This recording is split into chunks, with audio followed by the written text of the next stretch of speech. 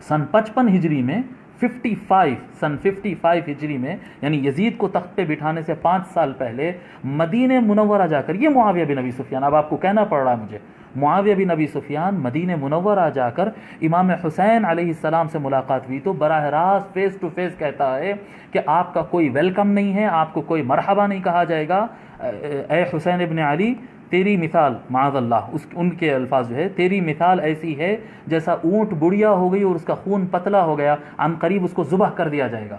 یہ ڈائریکٹ دھمکی face to face معاویہ بن ابی سفیان، اٹھائیے پڑھیے الکامل ابن اثیر کو اٹھا کر پڑھیے آپ، ڈائریکٹ فیس ٹو فیس امام حسین کو دھمکی دے رہے ہیں۔ اگر یزید قتل کیا ہے تو یزید بعد میں قتل کیا، دھمکی کس نے دیا تھا، پروگرام کس نے بنایا تھا؟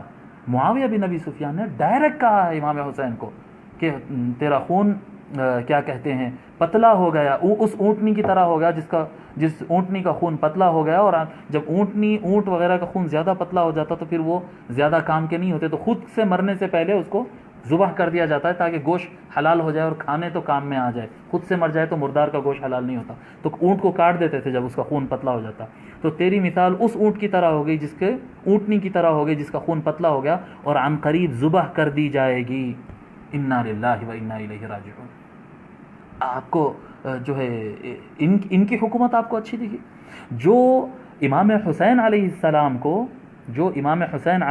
کو براہ راست قتل کی دھمکی دے، جو حضرت حجر بن عدی رضی اللہ تعالیٰ عنہ کا قتل کرا دے، سینئر ترین صحابی اور سابقون الاولون میں سے، جو معاویہ بن ابی سفیان سے 15-20 سال پہلے اسلام قبول کیے، وہ صحابی حضرت عمار بن یاسر رضی اللہ تعالیٰ عنہ، جن کی فضیلت میں حضور صلی اللہ علیہ وسلم بارہا فرمائے کہ عمار لوگ کو جنت کی طرف بلاتا ہے اور باغی ٹولہ اسے جہنم کی طرف بلاتا ہے، یہی باغی ٹولہ معاویہ بن ابی سفیان کا۔ جی، عمار بن یاسر کی فضیلت ہے کہ وہ لوگ کو جنت کی طرف بلاتے ہیں۔ کتنے فضائل ہیں حضرت عمار بن یاسر رضی اللہ تعالیٰ عنہ کے۔ معاویہ بن ابی سفیان عمار بن یاسر کے قاتل، معاویہ بن ابی سفیان حضرت حجر بن عدی رضی اللہ تعالیٰ عنہ کے قاتل، حضرت سیدنا ابو بکر صدیق رضی اللہ تعالیٰ عنہ کے بیٹے محمد بن ابی بکر کے قاتل۔ یہ سب جتنے قتل ہو رہے ہیں ان کا کوئی قصور نہیں ہے، بے قصور مارے گئے۔ جی، کتنے صحابہ ہیں، میں آپ کو گناتا چلا جاؤں، اتنے صحابہ کو اپنے دور میں قتل کروائے۔ امام حسین علیہ السلام کو براہ راست جو ہے فیس ٹو فیس دھمکی دیے۔ امام حسن علیہ السلام کا انہی کی دور میں زہر دے کر ان کو شہید کیا گیا اور قاتل نہیں پکڑا جاتا۔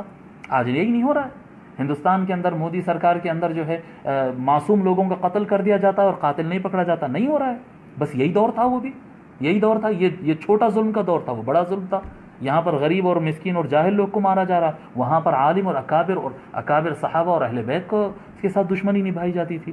جی، آپ خلال کا قول نقل کر رہے ہیں، اگر آپ خلال کا قول نقل کر رہے ہیں تو حضرت ابو بکر الخلال رضی اللہ رحمۃ اللہ علیہ کا یہ قول بھی آپ نقل کر دیں۔ وہی ابو بکر الخلال ہے نا جن کے بارے میں آپ کہہ رہے ہیں کہ حضرت عبداللہ ابن عباس نے یہ روایت کی ہے، دوسری روایت بھی سنا دیجیے۔ حضرت عبداللہ ابن عمر رضی اللہ تعالیٰ عنہما فرماتے ہیں کہ رسول اکرم صلی اللہ علیہ وآلہ وسلم نے ارشاد فرمایا، ہر امت میں ایک فرعون ہوتا ہے اور میری امت کا فرعون معاویہ بن ابی سفیان ہے۔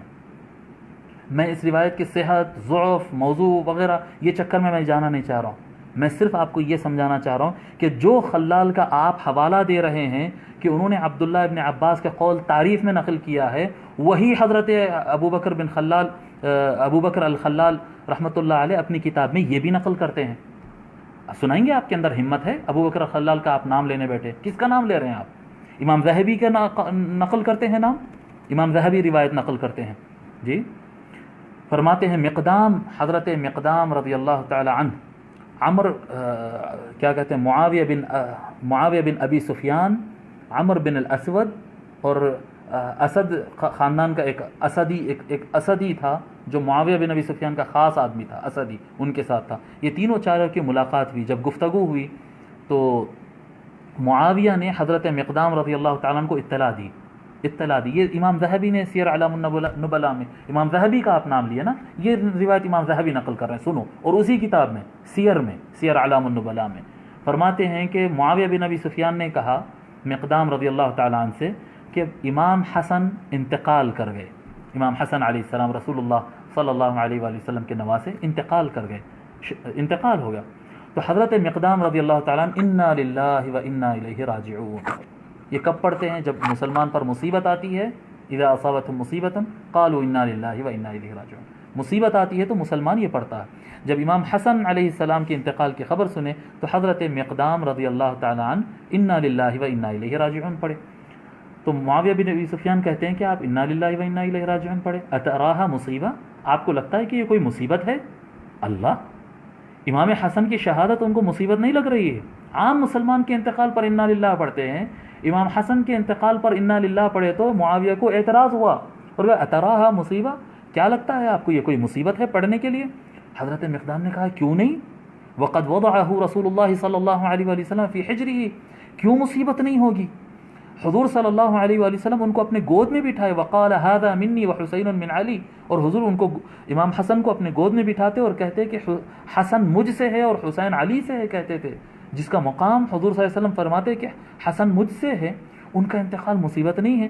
تو معاویہ بن ابی سفیان اپنے خاص آدمی سے پلٹ کر کہتے ہیں فقال للاسدی، اسدی سے کہتے ہیں پلٹ کر ما تقول انت، اسدی تو بتا تو کیا کہتا ہے؟ تو اسدی کیا کہتا ہے معلوم؟ یہ معاویہ کا خاص آدمی، جمرۃ اطفأها اللہ، جمرۃ اطفئت، یا بعض روایتوں میں جمرۃ اطفأها اللہ کیا الفاظ ہے. یہاں پر امام ذہبی کے الفاظ ہے کہ انگار کا ڈلہ تھا بجھ گیا.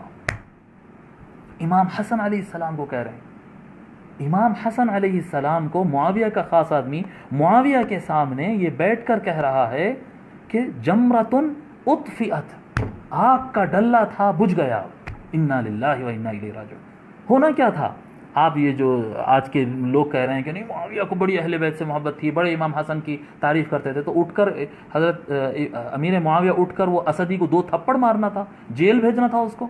جی، جن کو حضور صلی اللہ علیہ وسلم نے جنت کے جوانوں کا سردار کہا، اس کی ان سے متعلق آپ ایسی بات کہتے ہیں، جیل بھیجنا تھا؟ نہیں جی. فقال المقدام، کچھ نہیں